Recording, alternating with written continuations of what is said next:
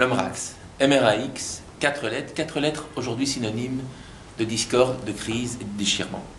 Créé en 1966 par d'anciennes figures de la résistance juive communiste, le MRAX s'est imposé en Belgique comme le mouvement par excellence de lutte contre le racisme. Aujourd'hui, ce mouvement traverse une crise, et cette crise se cristallise autour d'une personne, son directeur actuel, Razvan Bourlal. Alors, nous allons envisager avec nos deux invités, Uri Vézoli et William Rassimora, la problématique du MRAX. Quel regard porte-t-il sur la crise que traverse le MRAX aujourd'hui, et surtout, comment peut-on en sortir pour que le MRAX redevienne ce qu'il a toujours été, à savoir un mouvement pluraliste et fédérateur?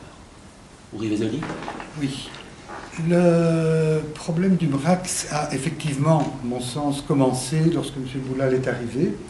Il est arrivé, je pense, avec une bonne idée qui était que les Arabes étaient en première ligne face au racisme, il était normal et légitime qu'ils aient une place plus grande au sein du MRAX et des autres organisations antiracistes d'ailleurs.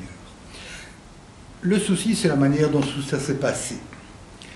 Lorsqu'il a pris le contrôle du conseil d'administration, il y a eu très vite deux grands problèmes. Un problème à l'intérieur, où les employés ont dû à se révolter contre lui à cause de son autoritarisme, comme il l'appelle. Il y a eu des grèves, des départs, des renvois. Ça n'a jamais marché. Beaucoup plus grave est aussi la gestion des dossiers qu'il a parfaitement négligé, qui fait que la communauté française a diminué, puis gelé l'ensemble de ses subsides. Alors, pour reprendre Uri Vézoli, la partie qui concerne la gestion, qu'elle soit celle des ressources humaines ou des subsides, personnellement, je la laisserai aux autorités compétentes, c'est-à-dire au tribunal du travail, à l'inspection d'Actiris qui finance les conventions ACS. Par contre, comme cela a déjà été dit, la question qui se pose, c'est le changement sociologique fondamental du MRAX. Évidemment, moi, pour des raisons personnelles et quasi familiales, en fait, je conserve une grande tendresse pour Yvonne Jospa et toute l'équipe des fondateurs, donc ces gens exceptionnels sortis de la résistance laïque, de gauche. Mais aujourd'hui, comme Uri Vézoli le dit très bien, il y a une nouvelle population qui est confrontée en première ligne au racisme.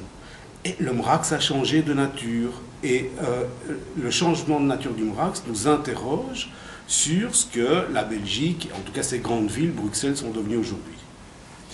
Mais est-ce que cela signifie qu'un mouvement antiraciste, en tenant compte de cette nouvelle base idéologique, ne peut plus avoir une dimension universaliste? Il devrait avoir une dimension universaliste, et c'est un des reproches qu'on peut faire à M. Boulal, à savoir qu'il s'est concentré non seulement sur la communauté arabe, mais spécifiquement sur ce qu'il appelle l'islamophobie, un terme qu'on peut discuter, mais on ne reviendra peut-être pas là-dessus. Et cette histoire revient à dire que les gens qui critiquent l'islam ou qui le combattent sont racistes. Ça revient à dire, si on reste dans le même état d'esprit, que les gens qui critiquent le catholicisme sont racistes également. Ça revient à dire que tous les laïcs, tous les non-croyants, tous les athées sont tous des racistes. Et ça, c'est un combat étrange à mener pour une organisation antiraciste. Alors je pense que l'invention relativement récente du concept d'islamophobie, qui est d'abord évidemment les premiers militants de cette cause qui l'ont utilisé, qui l'ont créé, ont allé puiser dans l'histoire juive leurs références. C'est-à-dire ils se sont dit la lutte contre l'antisémitisme a profité aux communautés juives, ce qui à mon avis est une position parfaitement malsaine. Cela dit, il y a un problème d'islamophobie.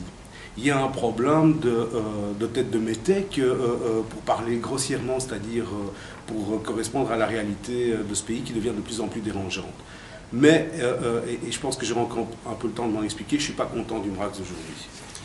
Justement, vous n'êtes pas content, mais est-ce que vous serez prêt à vous réinvestir? Et la question qui se pose aussi, c'est est-ce que les Juifs doivent réinvestir ce mouvement et en sont-ils capables aujourd'hui? Uri?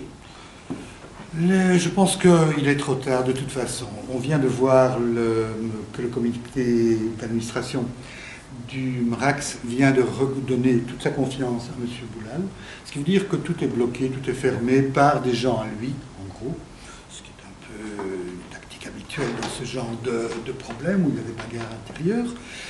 Et dans ces conditions, dans la mesure où la plupart des anciens sont partis, dans la mesure aussi où M. Boulal a quand même terriblement vexé et blessé la communauté juive en changeant dans les statuts la minuscule et unique référence au génocide commis par les nazis, ce qui ne devait pas être une urgence. Dans ces conditions-là, je ne crois pas que les Juifs aient quelque chose encore à faire dans l'organisation telle qu'elle est aujourd'hui. Moi, je dirais, au-delà des Juifs, moi, en tant que citoyen, si demain je dois m'investir dans une association antiraciste, je pense qu'il faut la reconstruire dès le départ.